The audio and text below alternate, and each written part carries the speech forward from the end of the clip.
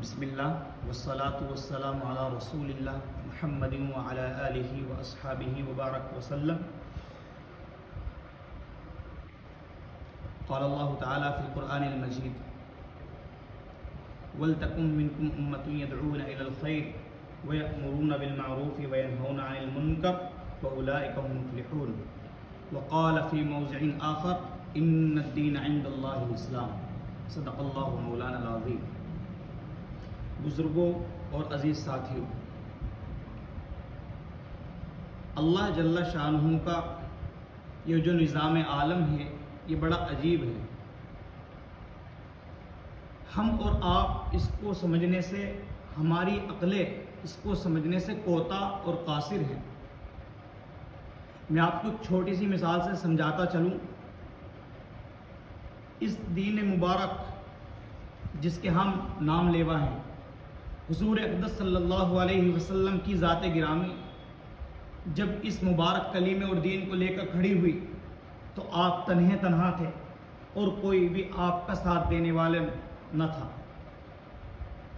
لیکن آپ علیہ الصلاۃ والسلام کو جب اللہ کی طرف سے حکم ہوا کہ آپ دین کی بات لوگوں تک پہنچاؤ، روایتوں کے اندر آتا ہے آپ صفا پہاڑ پر کھڑے ہوئے اور آپ نے لوگوں کو بلایا، اپنی برادری کے اور لوگ جو قبیلے کے لوگ تھے ان کو بلایا اور کہا کہ اے میرے قبیلے کے لوگوں، اگر میں تم کو اطلاع دوں، تم کو بتلاؤں کہ اس پہاڑی جس پر میں کھڑا ہوں اس کے پیچھے دشمن ہے اور تم پر حملہ آور ہونے والا ہے، تو کیا تم میری تصدیق کرو گے؟ اس وقت سب کا جواب تھا کہ آمنا وصدقنا۔ سب کا جواب یہ تھا کہ ہم نے آپ پر کبھی بھی آپ کو جھوٹ بولتے ہوئے نہیں دیکھا، ہم آپ کی ضرور بات مانیں۔ انت صادق و امین کا لقب دیا کرتے تھے آپ کو کہ آپ تو سچے ہیں، آپ تو امانت دار ہیں، آپ کیسے جھوٹ بول سکتے ہیں؟ لیکن حضور اقدس صلی اللہ علیہ وسلم نے یہ کلمہ پیش کیا، چنانچہ اسی وقت مخالفت شروع ہوئی اور ابو جہل وغیرہ آپ کو یہ کہتے ہوئے تبا لک یا محمد لہذا جمعتنا، محمد تیرے لیے ہلاکت ہو، کیا اسی کام کے لیے تو نے ہمیں بلایا تھا؟ یہ دھتکارتے ہوئے کہتے ہوئے چلا گیا۔ لیکن اسلام کا دور اور آگے بڑھتا ہے، یہ پودا اور زیادہ نشو و نما پاتا ہے اور چنانچہ حق و باطل کا جو ایک معرکہ تاریخ نے رقم کیا ہے جنگ بدر کے نام سے، 300 سے 13 صحابی نہتے تھے، چنانچہ ایمان و کفر کا وہ پہلا معرکہ تھا اور اللہ کی ایسی مدد اور نصرت شامل حال رہی کہ اللہ نے مسلمانوں کو جتا دیا۔ یہ ایمان و یقین، یہ ایمان اور کفر کے درمیان پہلا معرکہ تھا، مسلمان جیت گئے۔ لیکن اس کے بعد دوسری جنگیں بھی ہوئی، جنگ احد کا نمبر آتا ہے، جب جنگ احد ہوئی تو مسلمان اس میں ہار گئے۔ تو کہنے کا مطلب یہ ہے کہ یہ تو مسئلہ چلتا ہی آ رہا ہے شروع سے، کبھی مسلمان جیتتے ہیں کبھی، تو اس سے ہمیں سبق یہ لینا چاہیے۔ حالانکہ حضور اقدس صلی اللہ علیہ وسلم کی ذات گرامی ایسی ذات ہے کہ آپ کے بارے میں جتنا کہا جائے، آپ کی جتنی تعریف کی جائے کم ہے، لیکن آپ علیہ الصلاۃ والسلام موجود ہیں، وہ اللہ کے خاص جماعت، صحابہ کی جماعت آپ کے ساتھ ہے، پھر بھی جنگ احد ہار جاتے ہیں۔ شروع میں ہار جاتے ہیں، بعد میں پھر کچھ حالات سنبھلتے ہیں، لیکن اس سے آدمی کو سبق لینا چاہیے کہ حالات انسان پر آتے رہیں گے۔ آج ہم اسی طریقے کو لے کر ہم چاہتے ہیں کہ دین کا کام کریں، صحابہ کے نقش قدم پر چلیں، جیسا صحابہ کی عادت تھی گھر گھر جائیں، لیکن آج حالات سازگار نہیں ہیں۔ آج حالات اس بات کا تقاضا کرتے ہیں، حالات ہمیں جگہ جگہ روکتے ہیں، کہیں پر کچھ حالت ہے، کہیں پر کچھ حالت ہے، کہیں پر کچھ حالت ہے، مطلب احوال اس طرح کے بنے ہوئے ہیں کہ آدمی ہر طریقے سے جکڑا ہوا ہے، جکڑن میں ہے۔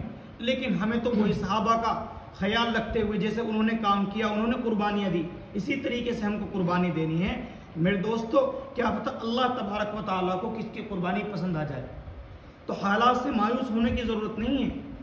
آج اسلام کو 1450 سال گزر چکے ہیں، اگر کوئی اسلام کوئی ویسی ہی چیز ہوتی اور ایک ویسی ہی تھیولوجی اور امیجینیشن کا نام ہوتا تو اب تک اسلام کی شاخیں ہیں وہ ٹوٹ چکی ہوتی، اسلام کی جو نیو ہے وہ ختم ہو چکی ہوتی، کمزور ہو چکی ہوتی، لیکن اسلام کل بھی ہرا تھا، آج بھی ہرا ہے۔ اسی کو قرآن میں اللہ نے کہا ہے ان الدین عند اللہ اسلام، کہ اس دین مذہب تو اللہ کے یہاں صرف اسلام ہی ہے۔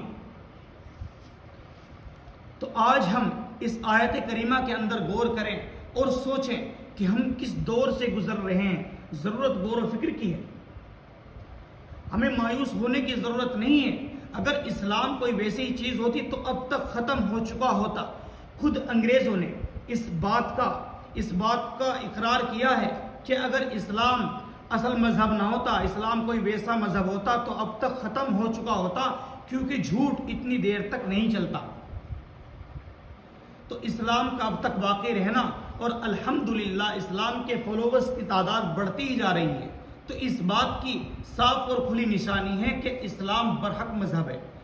لیکن اگر صرف اسلام ہی کی طرف پلٹا جھکا دیا جاتا اور اللہ کی مدد اسلام کے ساتھ ہے، لیکن اگر ایک طرفہ ہی مدد کر دی جائے اور تو پھر امتحان کس بات کا ہوگا؟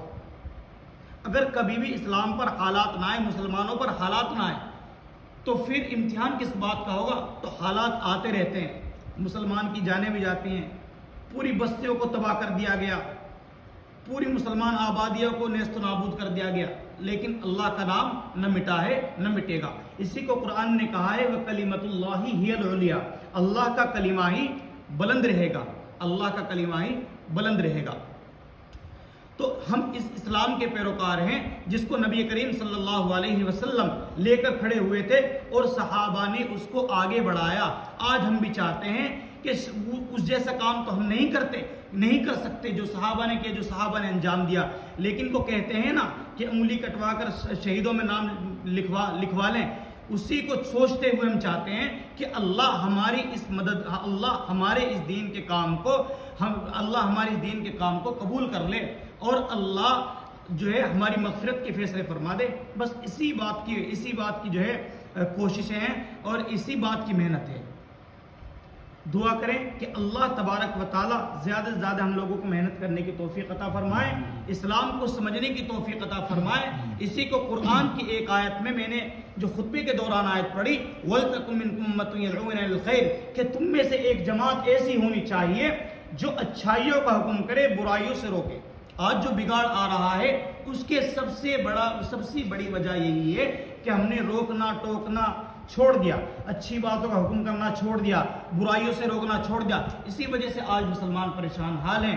آج ہم بچوں کی تربیت نہیں کر پا رہے ہیں، گھر کی کہانیاں خراب ہیں۔ اس کی وجہ یہی ہوتی ہے کہ آج ہم نے اپنے گھروں کا ماحول ایسا بنا دیا، ہم نے اپنے بچوں کو روکنا ٹوکنا چھوڑ دیا۔ اگر ہماری اولاد گانے سن رہی ہے، فلمز دیکھ رہی ہیں، تو ہم اس کو جو ہے نہیں ٹوکتے، سوچتے ہیں بچہ ہی تو ہے، لیکن بڑا ہو کر اس کا نتیجہ یہ ہوتا ہے کہ آپ اپنے بچوں پر قابو نہیں پا سکتے۔ اس لیے ضرورت اس بات کی ہے کہ بچپن سے ہی اپنے بچے کو لے کر چلیں، ان کا اسلامی ذہن بنائیں، ان کی اچھی تربیت کریں۔ جب ان طریقوں سے گھر کا نظام چلے گا تو انشاءاللہ ہمارے گھروں کے اندر دین بھی آئے گا اور ہم اچھے دین کے دائی اور سپاہی بنیں گے۔